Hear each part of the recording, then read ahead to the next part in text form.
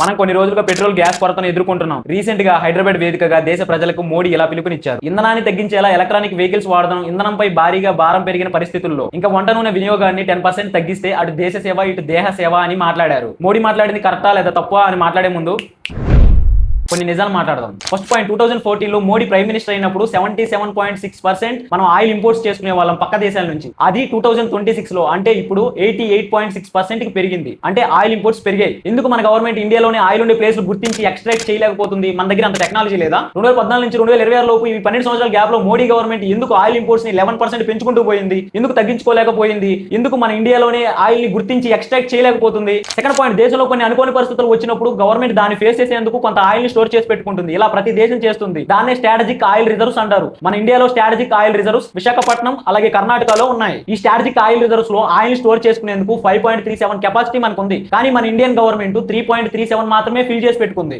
ఎందుకు మన ఇండియాకు ఉన్న ఆయిల్ స్టోరింగ్ కెపాసిటీని ఫుల్ గా చేసి పెట్టుకోలేదు? రష్యన్ ఉక్రెయిన్ వార్ అప్పుడు రష్యా మనకి తక్కువ ధరలోనే డిస్కౌంట్ లో మనకి ఆయిల్ సప్లై చేసింది. కానీ గవర్నమెంట్ ఎందుకు మనకున్న కెపాసిటీని ఫిల్ చేసుకోలేకపోయింది? ఇప్పటికిప్పుడు మన ఇండియా పక్క దేశాల నుంచి ఆయిల్ ఇంపోర్ట్ చేసుకోవడం ఆపేస్తే మనకి 10 days సరిపడా మాత్రమే ఆయిల్ ఉంది. ఎందుకు మోడీ గవర్నమెంట్ ఉన్న కెపాసిటీలో ఆయిల్ ఫిల్ చేసుకోలేదు? ఎందుకు మోడీ గవర్నమెంట్ ఆయిల్ ఇంపోర్ట్స్ తగ్గించలేకపోతుంది? ఇది 100% బీజేపీ అలాగే మోడీ గవర్నమెంట్ నిర్లక్ష్యం. ఎందుకు ప్రజలు త్యాగాలు చేయాలి? గవర్నమెంట్ చేసే నిర్లక్ష్యానికి ప్రజల అవసరాలు తగ్గించుకోవాలా? మీ ఒపీనియన్ ఏంటో కామెంట్ చేయండి.